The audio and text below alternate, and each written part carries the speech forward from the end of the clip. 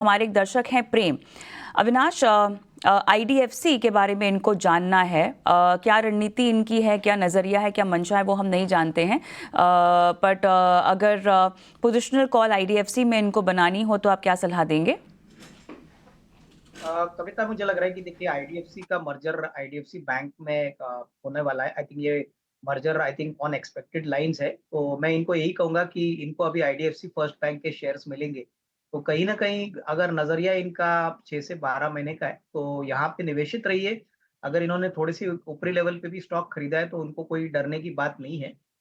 मेरे ख्याल से जो मर्ज्ड एंटिटी है आईडीएफसी फर्स्ट बैंक, वो जिस प्रकार से ग्रो कर रही है, जिस प्रकार से इन्होंने अपना बिज़नेस खड़ा किया है, मुझे लगता है कि अगले साल भी आईडीएफसी फर्स्ट बैंक का परफॉर्मेंस काफ़ी अच्छा रहेगा। तो आई थिंक ओवरऑल ऐसे वोलेटाइल मार्केट्स में इनको जल्दबाजी में पोज़ीशन लॉस में तो बिल्कुल काटनी नहीं चाहिए।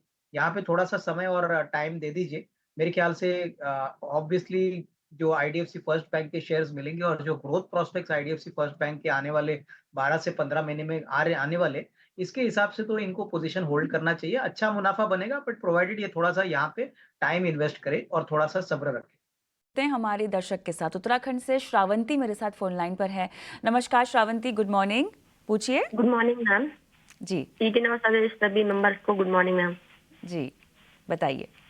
मैम, मेरे पास डिश टीवी के 500 शेयर्स है 24 रुपीज के प्राइस पर। ओके। मैम, लॉन्ग टर्म के लिए होल्ड करना चाहती हूँ। लॉन्ग टर्म के लिए आपको होल्ड करना है, ठीक है। अविनाश, पिछले एक महीने से तो हमने कहीं पर खास जाता हुआ देखा नहीं है स्टॉक को। इनकी खरीद मेरे ख्याल से 2-3 महीने पुरानी लग रही है, लेकिन अब क्या और समय इसको देना चाहिए? एक रेंज में फंसा हुआ है स्टॉक। मेरे ख्याल से देखिए इन्होंने काफ़ी ऊपरी लेवल पे ये स्टॉक खरीदा है। हालाँकि डीटीएच का बिज़नेस काफ़ी अच्छी तरह से डिश टीवी इंक्रीज़ कर रहा है। दूसरे प्लेयर्स भी इंडिया में इसको बढ़ा रहे हैं। लेकिन अभी नए टेक्नोलॉजीज़ आ रहे हैं, काफ़ी कॉम्पिटिशन भी बढ़ा है और काफ़ी रीस्ट्रक्चरिंग इस कंपनी में अभी भी बाकी है। इनफैक्ट इस कंपनी की सबसे बड़ी दिक्कत है कि बैलेंस शीट में ऐसे काफ़ी ऐसे पेमेंट्स हैं जो अभी भी इसका पैसा अटका हुआ है। तो मैं कहूँगा कि अगर इनका नज़रिया 12 से 18 महीने का है, तो ही यहाँ पे होल्ड करें, क्योंकि नियर टर्म में तो ऐसा कोई बड़ा ट्रिगर दिखता नहीं है। बिज़नेस प्रॉफिटेबल है, काफ़ी अच्छी तरह से बढ़ रहा है। बट जब तक ये पूरी तरह से मसले सॉल्व नहीं होते, मेरे ख्याल से इनको यहाँ पे निवेशित होना चाहिए। कम से कम साल, डेढ़ साल का नज़रिया रखें, तो ही यहाँ पे अच्छा पैसा बने। ठीक है, तो ये है नजरिया डिश टीवी पर। चलिए को जोड़ते हैं राजेश कुकरेजा हमारे साथ मुंबई से जुड़े हुए हैं। राजेश जी नमस्कार। शेयर बाजार सबका अधिकार से जुड़ने के लिए बहुत बहुत शुक्रिया आपका। बताइए किस तरह से मदद की जा सकती है आपकी। Good morning sir. मैं मुंबई से राजेश बात कर रहा हूँ। मेरे पास एमटार के शेयर्स है। 700 शेयर है 900 रुपए के भाव से लिए। तो सबसे पहले तो आप बधाई स्वीकार कीजिए, क्योंकि 900 के भाव पे आपने खरीदा है और आज स्टॉक जो है वो डबल से भी ज़्यादा है, तो बढ़िया मुनाफा आपका बन रहा है। मुझे बस ये बता दीजिए कि और कितना समय दे सकते हैं स्टॉक को आप। मैं लॉन्ग टर्म ना है, ये एक बार 2900 रुपया भी गया हुआ था, मैंने बेचा नहीं।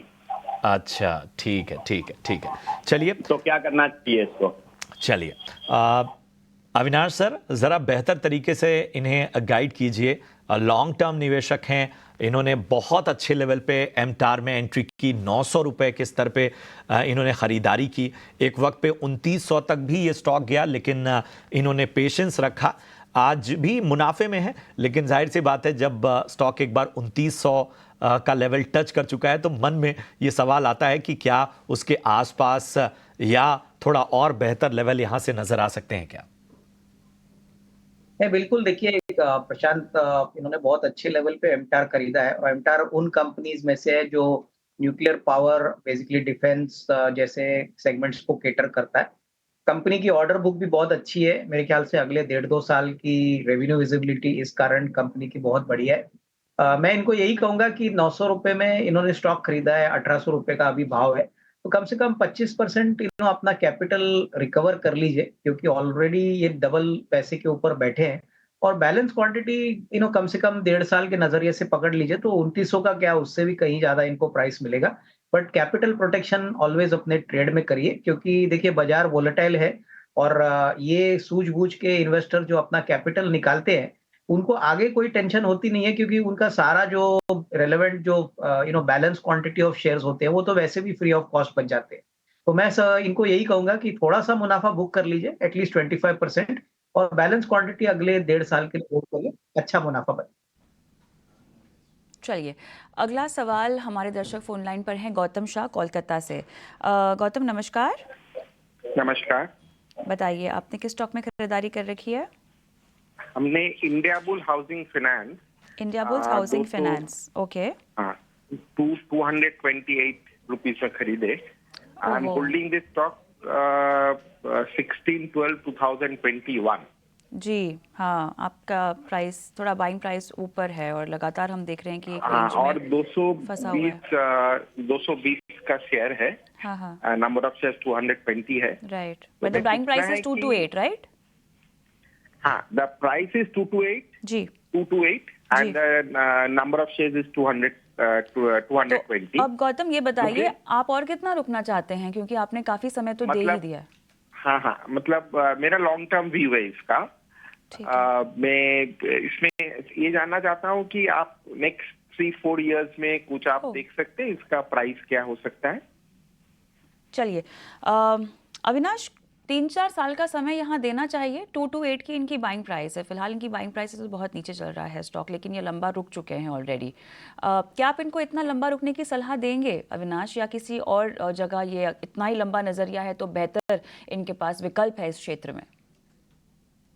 नहीं, मेरे ख्याल से देखिए अगर इनका नजरिया लॉन्ग टर्म है और ये कम से कम 2 साल तो पकड़ सकते हैं, तो मेरे ख्याल से देखिए इंडिया बुल्स रियल एस्टेट का स्टॉक तब चलेगा जब इनकी जो एनसीएलटी की केस है जो अभी एम्बेसी के साथ चल रही है, क्योंकि सभी को पता होगा कि इंडिया बुल्स का रियल एस्टेट ये कंपनी अभी एम्बेसी टेक ओवर करने वाली है। तो आई थिंक ये एक बहुत बड़ा ट्रिगर कंपनी के लिए साबित होगा। तो आई थिंक लॉन्ग टर्म का नजरिया से अगर ये चाहे तो यहाँ पे थोड़ा सा और एवरेज कर सकते हैं, but India bulls real estate तब चलेगा जब ये एनसीएलटी की केस की फाइनल हियरिंग आएगी, जो अभी तक आई नहीं है। बट जिस प्रकार की एसेट्स इनके पास है, रियल एस्टेट के पार्सल्स है, मुझे लगता है कि आने वाले दिनों में काफी अच्छी बढ़ोतरी मिलेगी, क्योंकि एम्बेसी एक वेल एस्टेब्लिश प्लेयर है, मैनेजमेंट क्वालिटी भी स्ट्रांग है, तो उसका फायदा इनको जरूर मिलेगा। बट एक बात ध्यान में रखें कि फाइनली जो शेयर उनको मिलेगा वो एम्बेसी का मिलेगा, क्योंकि India bulls real estate will be merging with embassy real estate. ठीक है, तो ये है सलाह आपके सवाल, आपकी क्वेरी पर। अगले दर्शक हमारे साथ झारखंड से जुड़े हैं हर्षराज। हर्षराज जी नमस्कार, सवाल पूछिए अपना। जी मैडम नमस्ते। नमस्ते। मेरे पास एमसीएक्स का 100 शेयर है। हम्म, 885 के किस रेट। भाव पे लिया है आपने, एक बार रिपीट करेंगे? 885 885 के रेट पे। ये कब की खरीद है आपकी ये हर्षराज बहुत जी? पहले कोरोना के समय में थे मैम। 500 शेयर था मेरे पास, इसको बीच में तो निकल गए, अभी 100 बचा हुआ है। आगे क्या ऐड करें कि या किसी में जी स्विच जी, कर जाएं? जो समय आप जो समय आप बता रहे हैं उसमें स्टॉक काफी टूटा भी था, 1000-1200 जी, रुपये हाँ। था। फिर जब कोरोना के समय जो आप जिस समय की बात कर रहे हैं उस समय स्टॉक में भारी गिरावट आई थी। काफी लोअर बेहतरीन सर्किट में समय चल पर रहा आपने था। एंट्री ले ली, काफी अच्छे लेवल पर आपने एंट्री ले ली। हाँ जी, बिल्कुल बिल्कुल। तो अच्छा सिलेक्शन था आपका। पहली बार टाइमिंग बहुत अच्छी थी आपकी पैसा लगाने की स्टॉक में। और अभी देखिए 3850 के पास एमसीएक्स का स्टॉक कारोबार कर रहा है। शानदार गेन हो रहा है इनको इस वक्त यहाँ पर। हालांकि अगर हम थोड़ा और लंबे समय का चार्ट देखें, पिछले एक आध हफ्ते में स्टॉक थोड़ा टूटा भी है।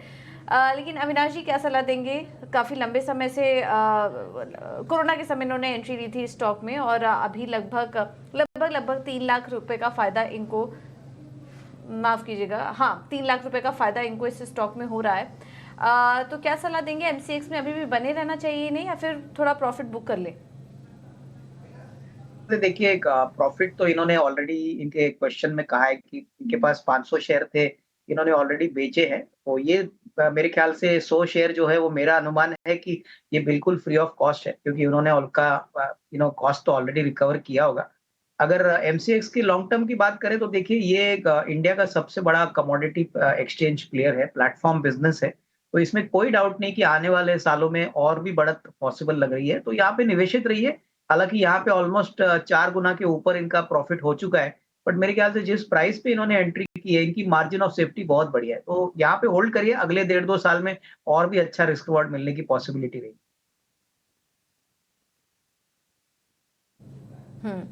ठीक है, तो अभी अब वेट करिए स्टॉक में, कोई चिंता वाली बात नहीं है और बेहतर रिस्क रिवॉर्ड यहाँ पर मिलेंगे एमसीएक्स पे।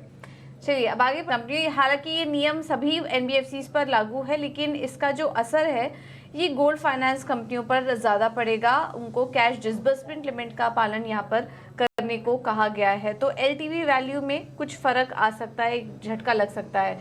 और इस खबर पर स्टॉक रिएक्ट भी कर रहे हैं। मनप्पुरम फाइनेंस देखिए 7% नीचे आ चुका है, जिनके की बुक्स की अगर बात करें तो करीब 60-70% एक्सपोजर है गोल्ड लोन में, और मुथूट फाइनेंस का भी अच्छा खासा एक्सपोजर है, 80% से ज़्यादा एक्सपोजर है गोल्ड लोन फाइनेंस कारोबार में। तो इन दोनों कंपनियों पर तो असर हम देख ही रहे हैं। अविनाश जी, इस खबर का इम्पैक्ट आप कैसे देख रहे हैं दोनों कंपनियों पर? स्टॉक ने तो रिएक्ट किया ही है, लेकिन अगर फाइनेंशियल इम्पैक्ट ही कितना डाल सकता है?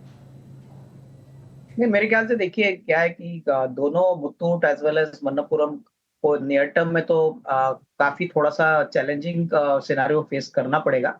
बट एक बात तो क्लियर है कि कोर बिजनेस अभी काफी अच्छी तरह से ग्रो कर रहा है।